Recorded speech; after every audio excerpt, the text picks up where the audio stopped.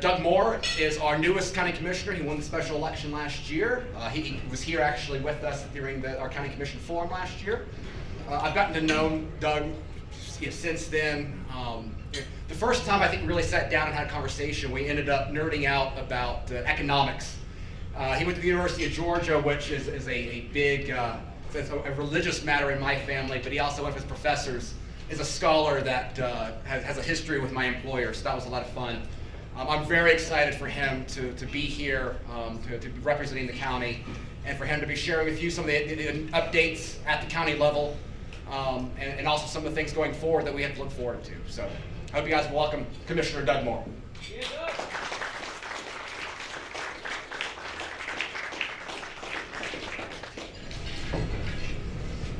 Thank you, though. You're having a day like I've had, so y'all forgive me. I'm going to have to glance down from time to time. Unfortunately, because of the way my day went, I actually printed out a paper copy of what the PowerPoint was to be able to talk to y'all. But for those of y'all who don't know me, I grew up 3 hours from here in South Georgia. Don't hold this against me because it's just where I grew up, but for those of y'all that would know your presidential history, I grew up 15 minutes due west of Jimmy Carter's front door in peanut country. My family were peanut farmers. Jimmy was. We knew him. My grandmother actually, if you said anything nice about him or his bride, she would cane you while she was alive. So that lets you know what my family thought of him. But no, I grew up on a farm. I was raised on two very simple premises. Tend to your business and be a man of your word. You're not always going to agree with me. And what I'm going to do as a county commissioner and a lot of the stuff that we're asked to do, we can't always help solve the problems that people want. But my promise has always been, I won't duck you. I will talk to you. I will engage you. I will let you take a piece out of me, because when I've learned one thing in my short time in this position. When something reaches me and y'all are talking to me at this point, I'm not going to do my full phrase, but I've learned that it's fully baked at that time, and y'all have gotten very frustrated at that point.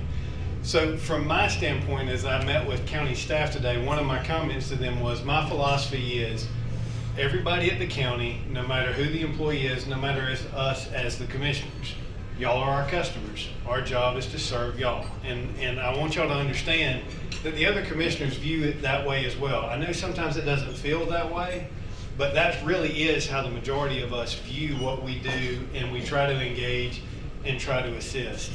I'm appreciative, though, for the opportunity to be able to come here. What I wanted to talk to y'all about tonight is going to be one of those things you think, why are you talking about this still? And it's about the hurricane, but I want to fill y'all in on numbers. I don't know whether it's a good thing or a bad thing, but I had the opportunity to be at the EOC and to serve as a liaison at the EOC right after the storm happened. And one of the incident commanders was from Pensacola and had gone through Ivan and several other ones. And his first statement to me in one of our meetings was, it is a minimum of 5 years before you will be where you were the day before this hit. He said that's minimum, that's best case. And so what I want to do is kind of go over and just memorialize some numbers of what our experiences were, the amount of damage we had, the steps that have been undertaken at the county level of what we're doing, and some of the next steps and things that are ongoing and what we hope that will be coming in the future. Because you're going to be hearing, I refer to it as the alphabet soup, CDBG, DR, SHIP, HMGP, FEMA, all these other things. I will tell you, to me, FEMA is a 4-letter word, but it's just one of those things that these are the processes we're going through, and what I would love for y'all to be able to take from this, and I'm going to open it up for questions, but for y'all to be able to ask, for y'all to be able to understand kind of what the process is and the bones of what's playing out at this point in time. So again, forgive me on this, but I'm going to have to pick this up and kind of look at it as I talk to y'all. And just want to kind of hit some recap of the storm damage. I mean, y'all all know about the category and everything, but this is the main thing to me, is it was estimated that 20,000 residents were displaced immediately after the storm. 69% of the residential homes in Panama City were damaged. This is the one that gets me, and what I want to kind of lead with, because that's part of what all my fun meetings are right now with a lot of people complaining at me. a total of $3 billion worth of timber was lost. That was 3 million acres in the state of Florida. To give y'all an idea of what exactly that means, an adult pine tree drinks 125 gallons of water a day. Most folks don't realize that. So if you think about all the trees that we lost, that's 125 gallons a day that they were drinking up. Our water table's up. We flood quicker. You know, we're flat. I joked with my fiance the other day. We were walking in the neighborhood. She came over with her daughters and we got out and we exercised. And my little fitness tracker, it was kind of weird. I didn't realize it did this. It did the topography. We went from a low of 23 feet to a high of 32 feet. You know, we're flat. And so with moving water, it's going to be a challenge. And we're working on those things, but it's just kind of hard to be able to get there. So I would ask that y'all just kind of remember that as we go through and we work through these things. Now, here in the unincorporated right-of-way, an unincorporated bay, which is pretty much all of the district that I represent, we had 10.58 million cubic yards of debris that was hauled away. The total amount of debris that was hauled away, y'all hear about Dallas Cowboys Stadium. You could fill that stadium 5 times all the way to the top with the amount of debris that we hauled away here. It was the largest debris operation in the country that has ever happened. And to think about how quick we got it was pretty impressive. Let's see. And one other thing I want to talk about is we provided 656 days of free hurricane debris disposal to Bay County residents at Steelfield. So that was, you could go in, you could take your debris, you didn't have to pay, and that was almost $670,000 worth of savings to the citizens of the county that they didn't have to pay to take the debris there during that time. This is the one to me that is key. To date, we have spent $347.4 million in regards to the recovery in debris cleaning and everything else that's related to that. We borrowed $300 million immediately after the storm to be able to make sure we were able to cover it because, again, while FEMA is a 4-letter word, you have to spend it, then you have to document it, then you have to submit it, then you have to redocument it, then you have to resubmit it, and then you get to dicker with them about whether your numbers are right and if things match up.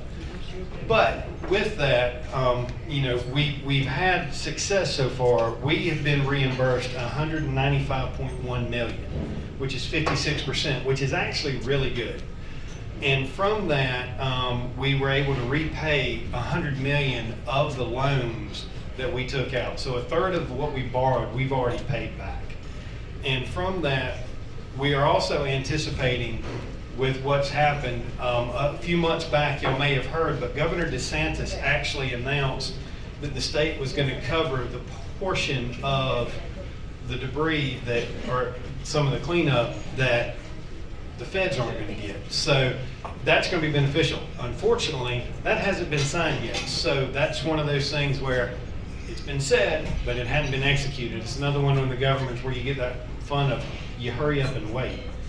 But from that, we've been able to maintain, and I think this is one of the cool things, and I'm going to go over it in a little bit more detail later, but the county since 2017 has not raised its millage rate, and that's one thing. We're starting our budget session right now, and that's another thing we're very much focused on, is maintaining a millage rate at the county level and not increasing it, and trying to maintain our budget and to maintain our services and trying to make sure that we take care of the county and the community. One of the things that this is where we have all had varying stages of fun, either from riding next to something or dealing with the people or whatever it may be, but code enforcement. After the storm and starting in May, we did not file an actual code enforcement thing until 2019. So it was October 11th, 2019. So we waited 1 year. And from October 2019 to date, code has closed 1,373 cases, or 74% of all unsafe, unfit structures. That's, again, unincorporated. Doesn't count the cities and municipalities. They deal with their own, but that's unincorporated bay of what we've been doing and working with the citizens. Now, what I will say, and again, I got a quick indoctrination in this right after I got elected, is the process of people working. If you work with the county will work with you in that regard of showing progress. If you don't do anything, that's when you get in trouble. So, all right, and then one other thing that was FEMA available was called PPDR, which is private property debris removal. One thing that a lot of folks don't realize when they ask the county to assist is we can't use public funds on private property.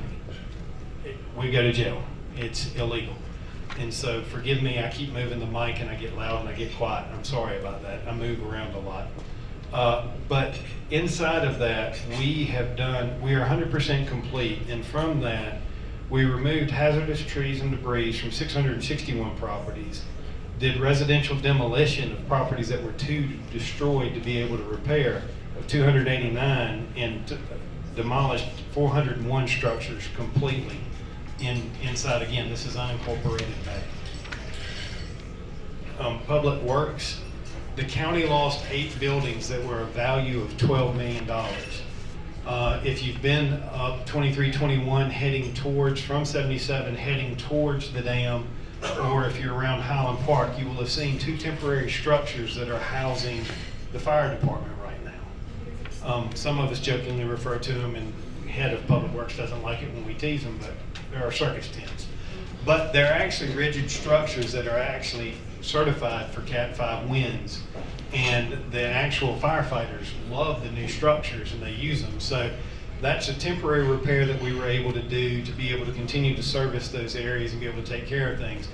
Because of the change in demographics and the way population growth is done, we're looking at where is the best place to put the new fire stations to make sure that we're providing the best service. And that also will help you or the neighbors in those areas with their fire insurance or their homeowner's insurance, because of the situation and the distance that the fire trucks have to travel.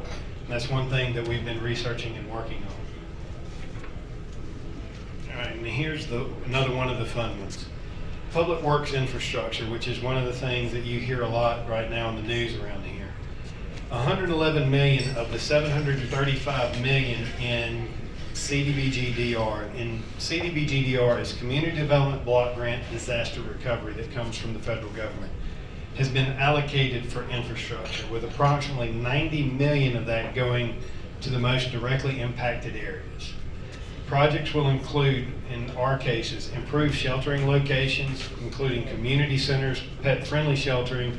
I don't know if any of y'all dealt with that, if y'all were displaced, but Arnold was an absolute zoo afterwards when we were doing the long-term housing there of people that wanted to have their animals, and we didn't have the proper sheltering for that. And so we're working on making sure we take care of that and putting some nice centralized places for that to be able to work. Hardening utility projects and working on, as I said, the regional stormwater, trying to figure out how you can pull water when you're in a flat area. We also had, this was one I thought was interesting, is CDBG-DR voluntary home buyout for flooding of homes. Is $4.5 million was allocated for buying out flooded homes that continually flooded. 4.5 million sounds like a decent amount, doesn't it? Divide that by $250,000, which is the average price of what you would get. And I quickly realize it's 18 homes. And so it doesn't go nearly as far as you think as this money is coming in, but I met with several citizens up on Bayou George and a couple other places in my district that had this problem.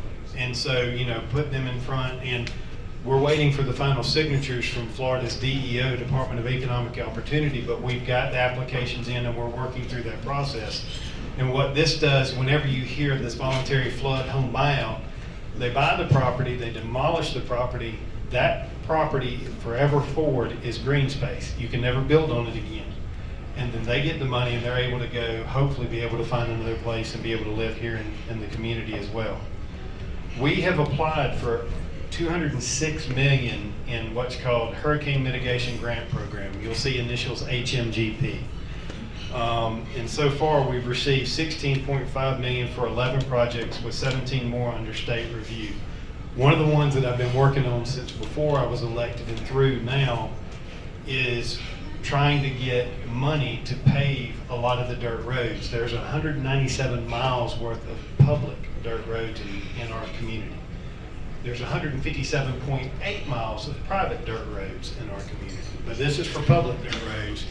And we're hoping to get as much money as we can to be able to pave those and to try to bring down the number of dirt roads, because to give you an idea of the costs of maintaining about a mile or so of a public dirt road on an ongoing annual basis. Does anybody have a guess as to what that might be? Just a mile, this includes labor, the equipment cost, and everything along those lines. It's about $60,000 a year. So the flip of that is it's about $1 million a mile to pave right now. So it's just expensive, and we're trying to work through that process. Hopefully we'll be able to get enough money to be able to get some good road paving done out of that. We started off at 79 miles worth that we put in submission, and it's slowly being whittled down under what's called a benefit cost analysis. I'm not really go through a lot of these other things because I can glaze y'all over with numbers. But essentially, what I wanted to share with y'all, and I can make this available and forward to y'all, is to understand the cost associated with doing some of these things, and incrementally, how do you work to make sure you benefit the greatest number and help the community out in the best way. There's one other, this is one, utility services. Again, this is unincorporated Bay. I do want to share this. At the time of the storm, we had 6,671 utility connections in unincorporated Bay. Post-storm, we lost 8%. We were down to 6,143. Presently, we're at 7,784. And there's a whole lot more coming on. You've heard of Latitudes going up 79. There's a whole lot of development going up 231. There's development coming up 77. As those utility connections come on, we've been able to stabilize at the county the water costs for the retail. And if those of y'all who have lived in the Cedar Grove area, that the water there in county, our water is higher than what it is in the other municipalities or out here on the beach. And the reason for that is you have to divide your cost over your service area. And it was a very small service area.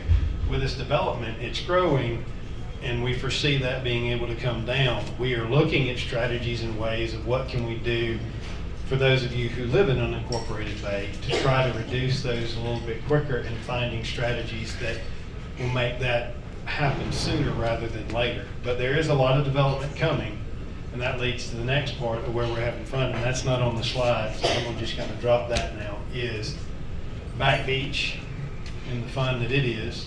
231, 77, 79, and 390. Back Beach right now is scheduled to begin construction going 6 lanes 2023. That's as quick as it can move. It just, that is one thing inside of dealing with government, and you think in 1, 3, and 5 year increments. When I deal in my private business with my clients, strategic planning is 1, 3, and 5 years. When you're dealing with a governmental entity, 5 years is like a month.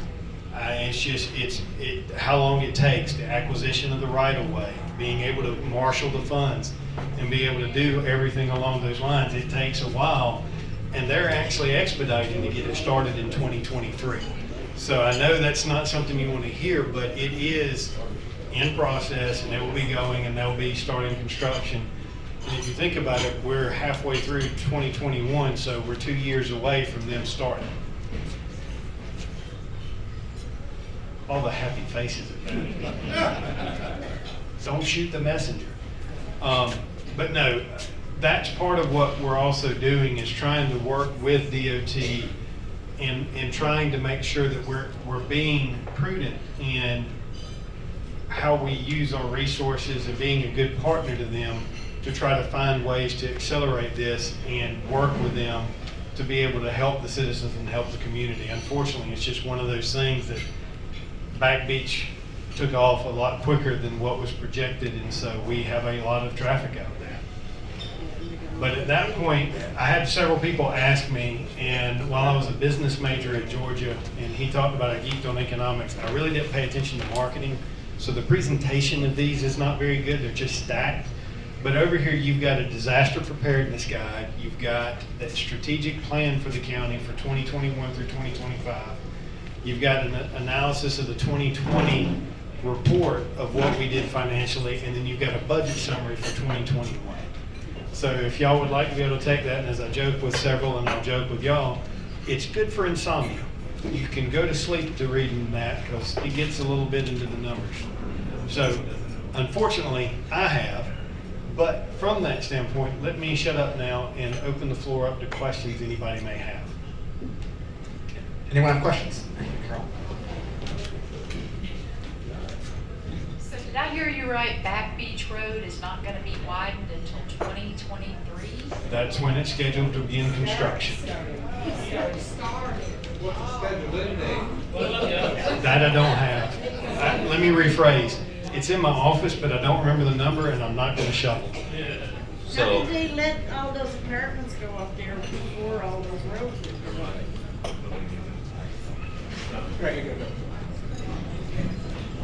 I just want to double check. You're saying that's the scheduled start time for the expansion? So if China unleashes another COVID farce, it's going to be delayed again? Yeah. Can't speak to that.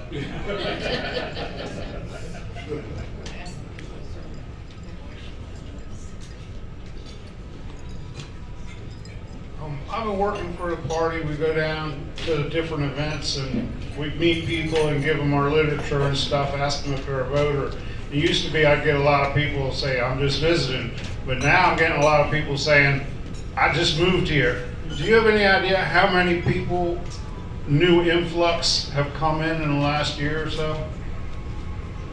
We are waiting on census numbers, one for redistricting, but also for those updates. No, so we've been asking, but I don't have anything right now. Anecdotally, it's been pretty substantial, but we don't have any definitive numbers.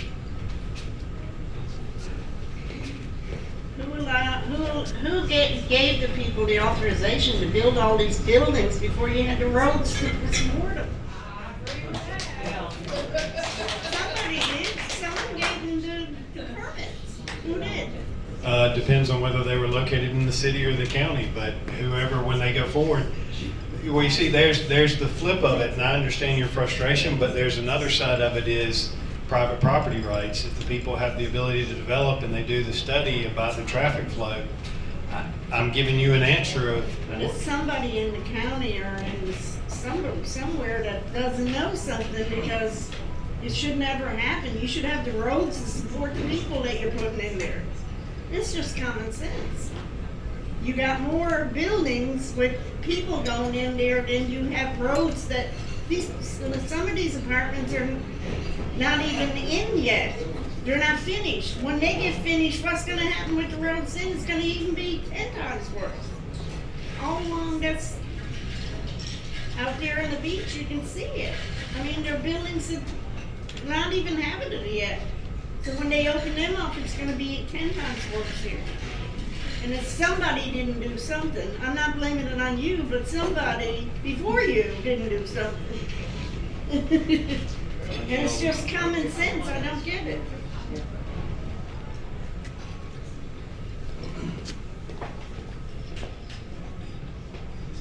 How you doing, Commissioner? Thank you for coming tonight.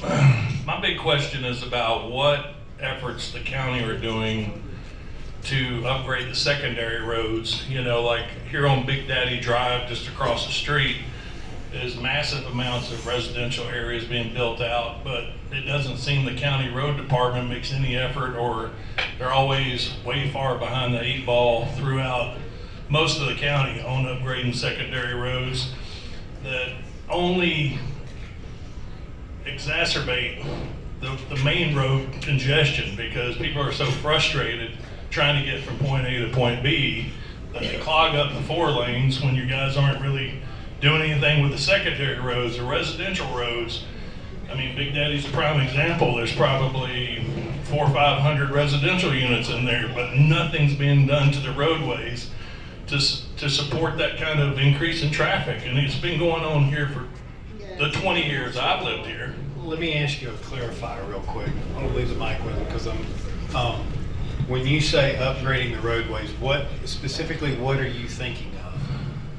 Well, Are you talking you know, about- I know that there's density guidelines that go in for infrastructure improvements to support and sustain the increase in traffic and population. I mean, you know, I lived through the high-rise rush here when the impact fees were waived.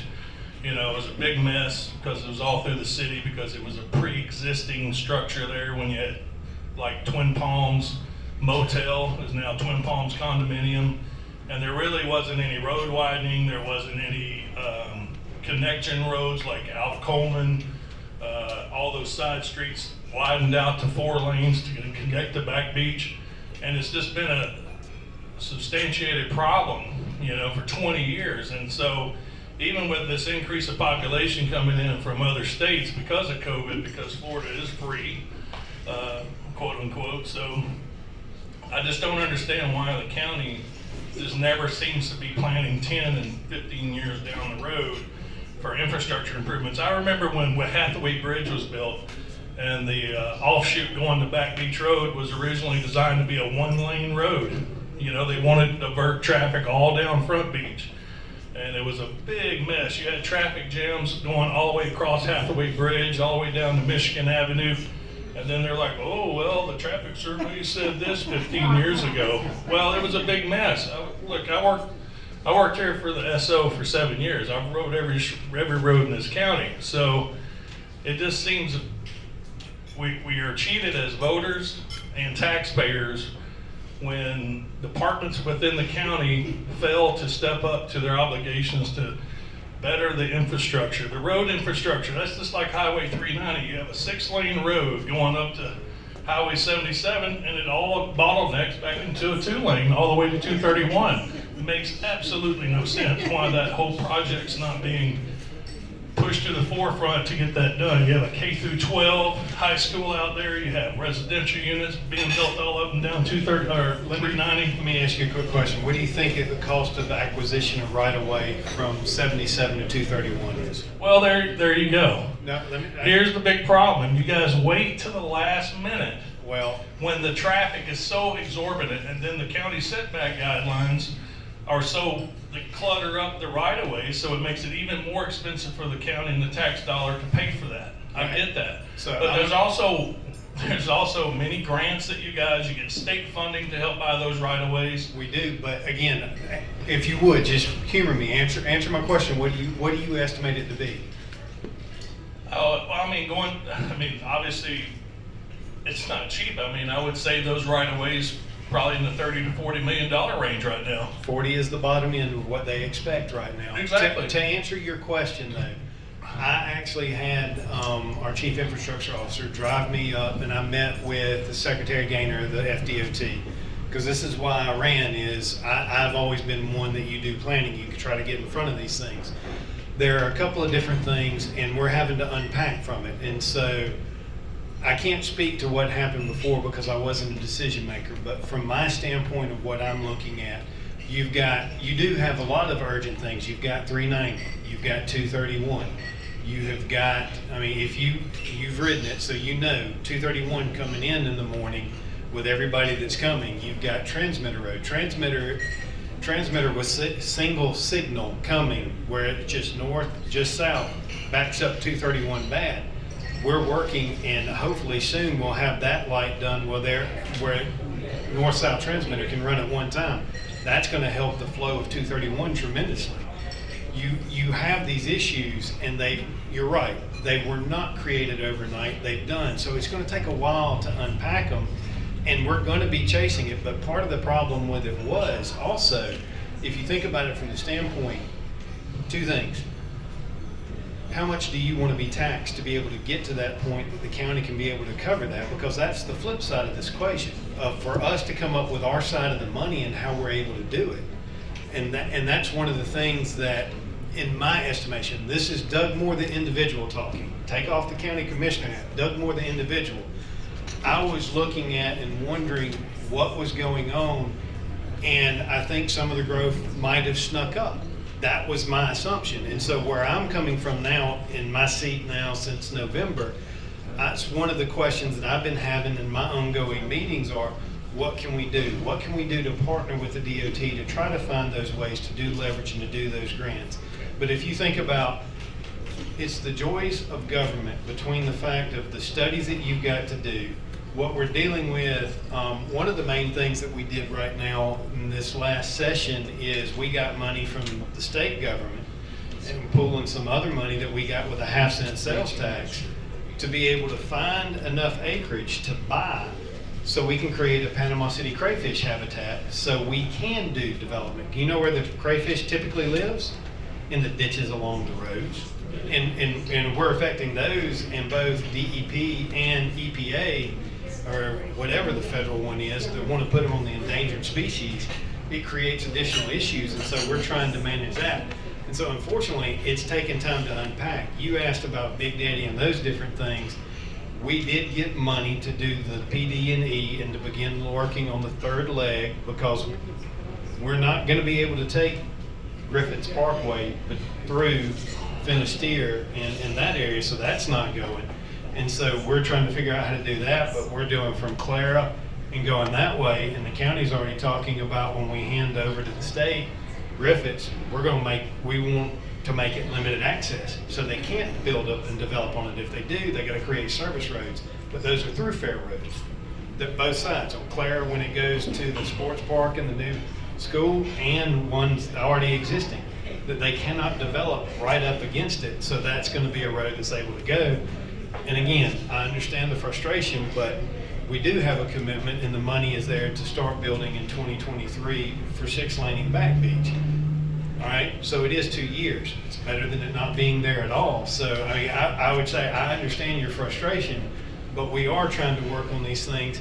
And as a group, we're trying to figure out ways that we can get in front of that. I've been talking with Public Works quite a bit about how do we strategically decide which roads we're hitting. How can we get in front of it? I will say this is, if you look at it because of where the costs were and the different things that go on, you've got to be able to manage your money in a way. And again, y'all don't want your taxes raised. I mean, look what happened with the school board when they tried to raise the millage to the proper amount. I mean, if we show that we're being good stewards, maybe you'll let us raise taxes a little bit, but that's not what we want to do, because the majority of y'all said, pardon my French, but hell no.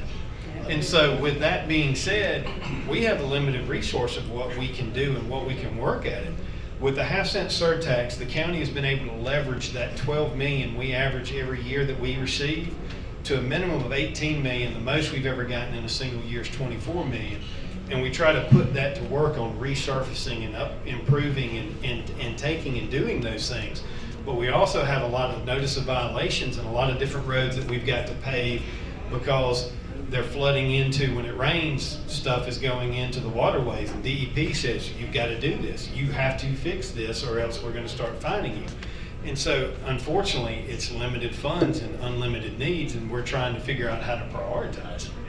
So what are the plans for the second part of Highway 390? I mean, I would think as a commissioner working on the infrastructure designs that you would prioritize from high priority to low priority main arteries within the county that will mitigate the traffic problems that we've been facing for 10 years. You know, like 390 is an example. I mean, that comes in off Highway 231 on a 2-lane road, and then you're going to filter that right into a 6-lane automatically. That traffic survey goes back to almost 2000 when they recommended a 6-lane expansion of Highway 390. That's 20 years ago. Well, and what I can tell you right now, what I'm working on, and not just me, but what we are working on as a county, I should say, is there are some side roads that are being created and things that are being done to flow the traffic in a different direction and flow it around to get it to 231, to get it out and to release that traffic flow because of what that cost is. And because, to be point blank, DOT has said that the priority of that versus Back Beach and a couple of other ones, for our community, it's not there. And he's got a 16-county district that he's dealing with. And I hear you, but I want to flip around and I want to say to you that they've committed about $280 million to our county. That's not chump change. And it takes a lot to be able to get these things done. And so we're working with them and trying to do those things. It's just it's gonna take time, and what alternatives can we create? And that's the questions I'm asking. What alternatives can we create that will alleviate in small ways to be able to get traffic flowing in different ways so we can hopefully release some of the bottleneck? Now, the downside of that, of what you're asking is, some people might not can go straight down 390. Maybe they go 231 and come around and go that way. But it might be a little bit longer route-wise, but it might be quicker because they're not sitting in the traffic. And it's not the answer you want, but it's the answer I've got. Last question tonight. I know, obviously, one of the biggest issues that we've had here in Bay County has been public trust concerns, some of the corruption issues. I know the county recently changed its local preference, the way it handles local contractors. Can you just speak a little bit of that, some of the changes there? And Very simply put, the way the county's local preference statute worked was if a local was within 5% of the contract of an out-of-town contractor, the local got the opportunity to match if they were within that 5%. When I was campaigning, I knocked on well over 500 doors. I don't really remember how many it is, but a great majority of the people I was talking to were just asking questions. And ultimately, what the commission decided is, there's a cloud on this. There is, I'll give you the numbers in a second of the difference of it, but we were looking at it and we were going, really, what is the benefit versus what is the cost? And when you look at it over the entire time that the local preference statute was in place, you know how many times it came into play? 2 times. One was for a $55,000 contract and one was a $250,000 contract. During that entire time, there was $270 million worth of contracts let from the county. So it didn't come into play. There was a question as to what was going on. And I'll tell you my personal thought and the reason why I voted the way I did to vote to do away with local preference. There's a cloud. People are asking the question. Remove the question. If they win it outright in open competition, they win it outright. If they don't, they don't. That was where it came for me and why I voted the way that I did.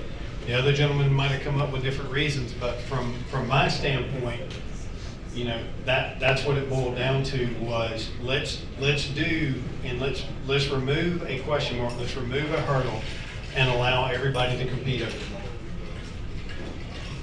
Thank you very much, Commissioner. Certainly. Thank y'all for your time.